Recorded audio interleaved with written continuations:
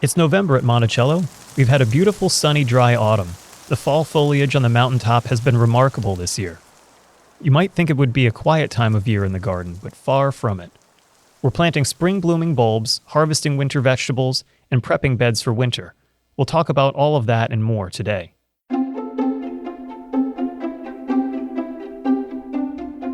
This is A Rich Spot of Earth, a podcast about gardening and the natural world. I'm Michael Tricomi, manager and curator of historic gardens at Monticello, Thomas Jefferson's home in Albemarle County, Virginia. Every fall, we plant about 10,000 spring flowering bulbs at Monticello. It's a major project for our Gardens and Grounds team. Our flower gardener, Debbie Donnelly, sat down with me and curator of plants, Peggy Cornett, to talk about that process. The process starts late September. We pull the plants out of the bed, and then we put in compost. We dig the compost in, and then we start putting bulbs in. I try to start with the fritillarias first because they're fragile, really. They really need to get in the ground as soon as possible. Even then, when you do everything right, they're not a guaranteed flower. But when they do flower, they're spectacular. So they're worth the effort. That bulb almost looks like a big onion, a loose onion.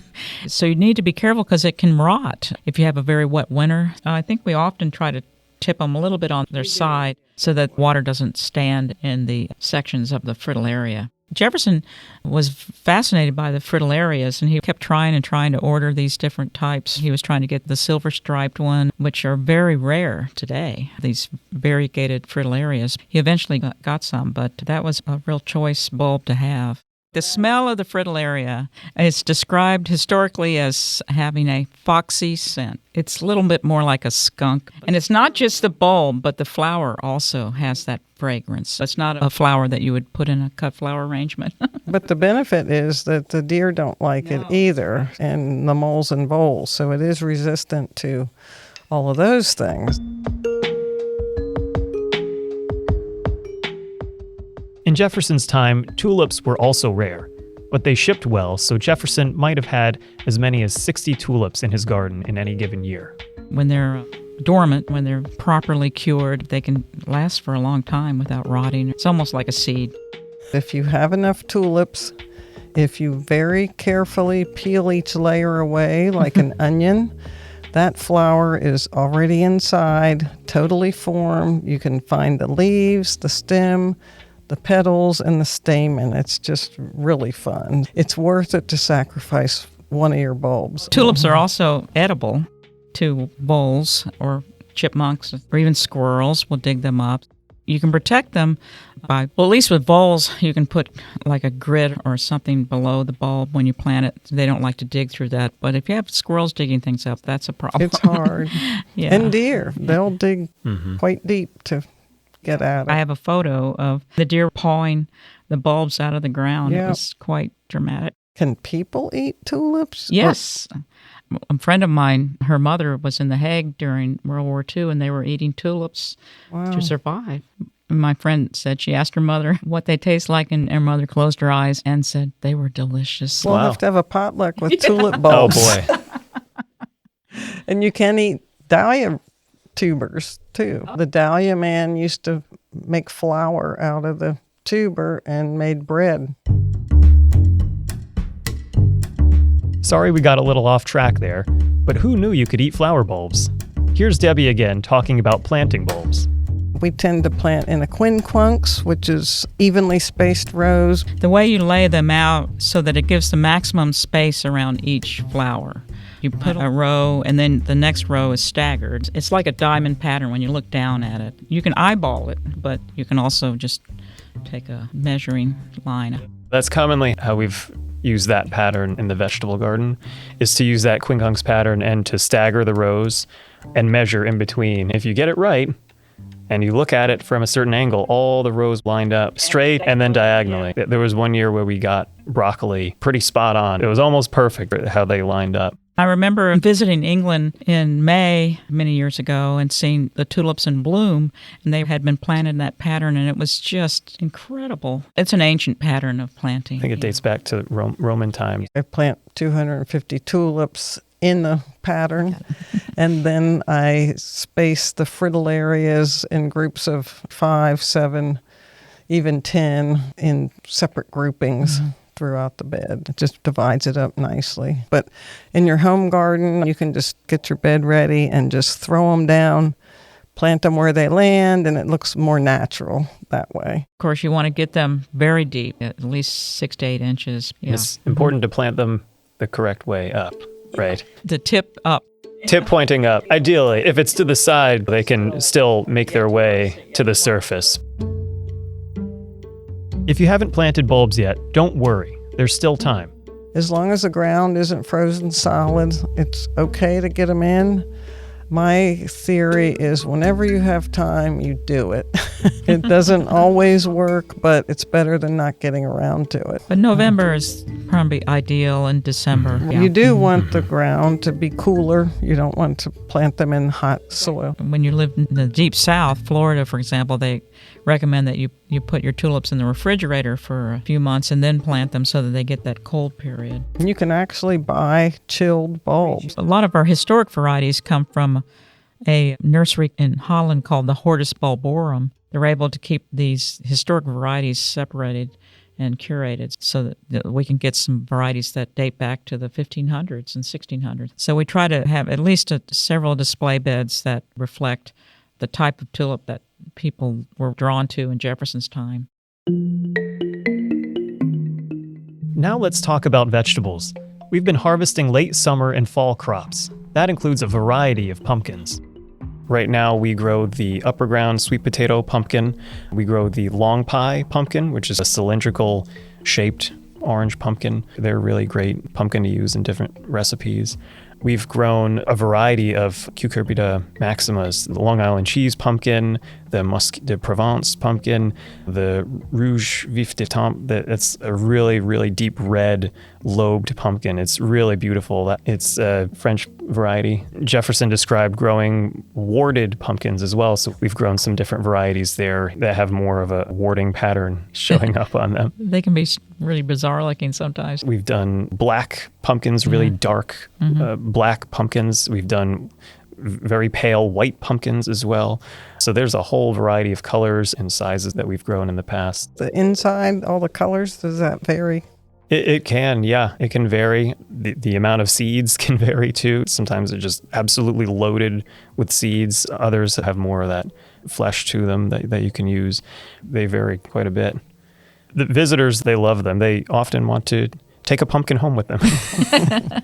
No, visitors really remark on our pumpkin squares because we usually try to interplant some different varieties so that you'll get a whole mixture growing in one square, and it just makes for a really nice, colorful show, especially once the foliage dies back a little bit and you start to see the color a lot more. Is the seed affected by growing them together? Are they crossing, do you think? Or? They are definitely crossing, yeah. You could still save the seeds from them, which we do. We just keep growing those varieties knowing that they will have crossed, and we expect to see some variations in there, some different oblong shapes and some differences in color.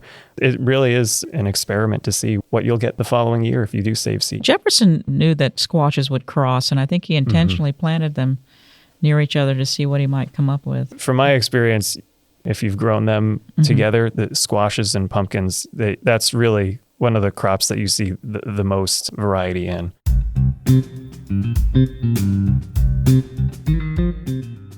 We also plant crops in the fall like lettuce, carrots, turnips, and beets. One of the most unusual is the prickly seeded spinach.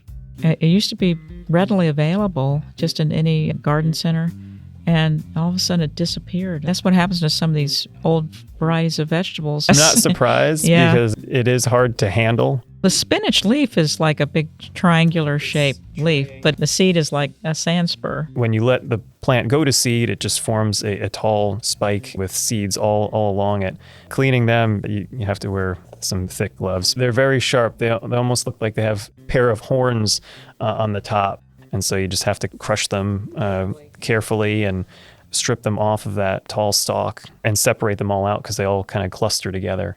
Now, are you harvesting any of the Texas bird pepper? I planted some plants in my garden, and they're gorgeous. Yes. They're doing very well this year. I think they'll last all winter, even when the plant gets frozen. If you just leave the peppers on it, they'll last through the winter, and birds love to eat it. They'll be absolutely loaded with peppers, too. And we use some of them in our hot pepper sauce and hot pepper jelly. Just a few. They take a while to pick because they are so small, but they definitely pack a punch. They're very spicy. I would say they're somewhere between a jalapeno and a habanero. Not a fan of hot, spicy things, but I love to see the Texas bird pepper in the garden in the winter with snow covering. It was just beautiful with the red. It just stands right out. Let's hear from some recent Monticello visitors. Hi, my name is Hannah. I'm from Pennsylvania, and I have really enjoyed the views from Monticello. They are beautiful.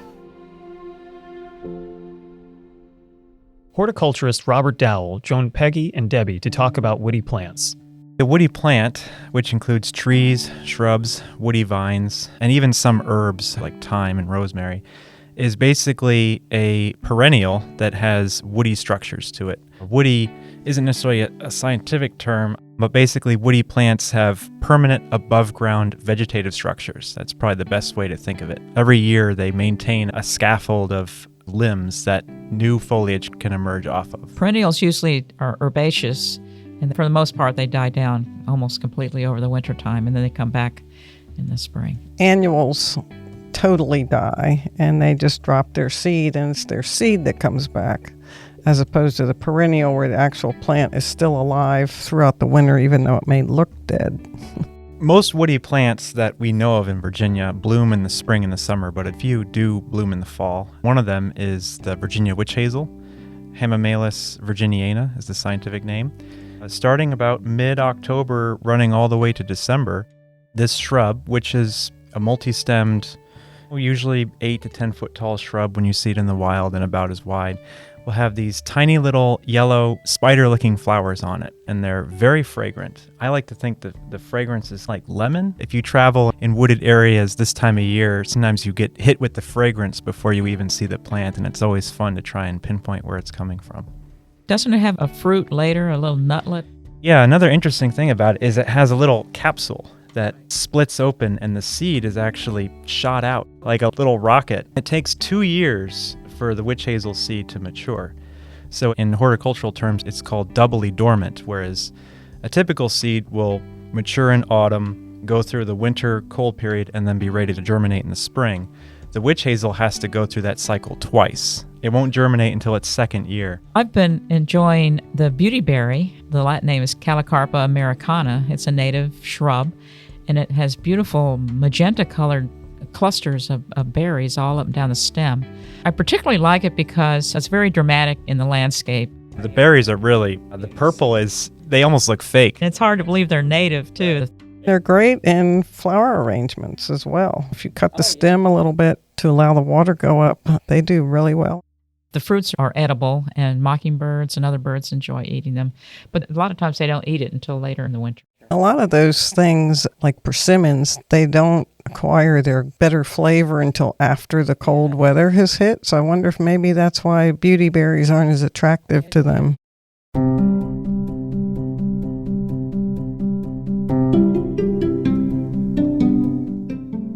The persimmons are ripening now, but you really want them to have several hard frosts on them so they don't turn your mouth inside out when you eat them. Jefferson, he was sending the beautyberry to his friend Madame de Tessé in France, and he was also sending her persimmon. He wrote in his notes that he thought they would be best sent as the whole fruit rather than getting the seed out of that pulpy fruit. Just send the whole fruit, and then when it gets there, they can take the pulp off of it and germinate it. It's a native tree. Diospyros virginiana is the scientific name. It's actually in the ebony family. The wood of the persimmon is very hard and historically was valued for using in tool implements and any place where you'd want a good hard wood. The trees are dioecious, which in horticulture terms means, like hollies, you need a male and a female tree in order to get fruit. The female trees require the presence of a male. And one male can pollinate multiple female trees in a given area. I don't know how far ranging the pollen travels. I planted a persimmon a number of years ago in my backyard, and this year it's setting fruit. And I'm wondering where it's being pollinated, because I don't know of any persimmon in my neighborhood at all. So it must have a good range. The fruit really is dramatic in the landscape. Once the leaves drop, you really see that. It's beautiful. Kind of like an apricot or something. About the size of the wild ones, I'd say a ping pong ball, maybe 2 inches across or so. After it's been hit by frost, the color of the fruit changes, and it gets more of a dull color, and it's soft, and that's when you know that you can eat it.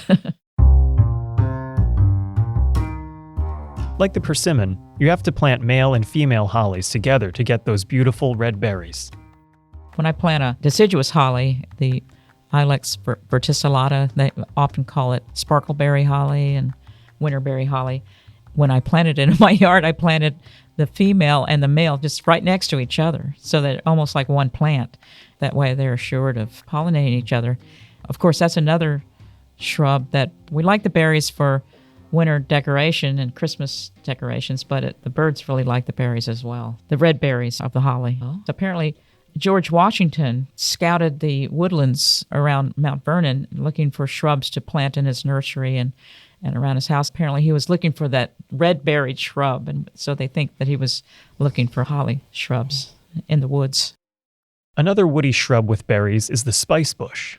Lindera benzoin is the scientific name. Great native shrub. It grows along woodland edges and generally in moister spots, riparian areas. The berries, they're as bright red as any holly berry, and they really pair nicely with the yellow foliage, which the spice bush also produces. The flowers bloom early in the spring, and one of its common names is Forsythia of the forest, because you'll see this kind of whole mass of yellow flowers in the early spring. The deer don't eat it, so it's a good shrub for people who are worried about deer. Also, it's the host for the spice bush swallowtail. Mm-hmm. Jefferson called it, in his book, Notes on the State of Virginia, he called it the wild pimento, which is funny. But it looks like a little pimento, I guess. It's edible to people. I'm not entirely sure. It definitely has a spicy, peppery aroma if you crush the leaves or if you scrape the flesh on the berries. The stem was supposed to be, apparently, it could be used as a toothbrush. When you break the stem and peel it a little bit and then rub it on your teeth, it can clean your teeth. It has a very nice, fresh fragrance. When it's not flowering or in fruit, it's a nondescript shrub. It's easy to miss it if you're in the woods. There's nothing too distinguishing about it when it's just doing its green thing, but in the autumn and in the spring is when you really notice it. They are beautiful, especially if it's an area where there's deer pressure, because they've eaten everything else, and then there'll be these large areas of spice bush. Robert mentioned woody vines. Two that grow here in Virginia are poison ivy and Virginia creeper. Poison ivy? Didn't he bring that into the garden? No, but he included it in Notes on the State of Virginia as an ornamental, I think. It was exported to England where it was grown in botanic gardens, but they realized that people were getting rashes from this thing, so it was being planted with a little fence around it. The color right now is really gorgeous. And it has an edible fruit that birds eat, and that's how it gets spread around too. It's not a showy fruit though. Yeah. It's native. Mm-hmm. It's interesting because it has so many different looks to it. It can be a ground cover with little leaves of 3. It can climb up a tree with a stem that's 5 inches thick, a hairy stem, and like Peggy said, the color is absolutely beautiful. It can be reddish, yellow, orange. It's very striking. Just don't rake it, don't burn it, admire from a distance. Some people think they're not allergic, and then they find out the hard way that they are. Right. Almost always, wherever I see poison ivy, I see Virginia creeper alongside it, growing in it, and it's very easy to confuse. That has a 5-part leaflet. The Virginia creeper is also gorgeous right now. It has fruit, clusters of blueberries. Again, more food for the wildlife. I like the Virginia creeper. I have it, but it gets a bit aggressive. It can get under your siding of your house as well. It's growing over my back shed in the backyard. It loves to climb gutters too and hang out at the bottom of your roof. But remember, leaves of 3, leave them be. Virginia creeper's 5, so touch it all you want. 5 is a friend, Friend. Another poison ivy saying is, hairy vine, no friend of mine. That's important to remember this time of year when the leaves have died down. That's it for November. Thanks for listening. We'll be back next month to talk about wreaths and other holiday topics. In the meantime, happy gardening.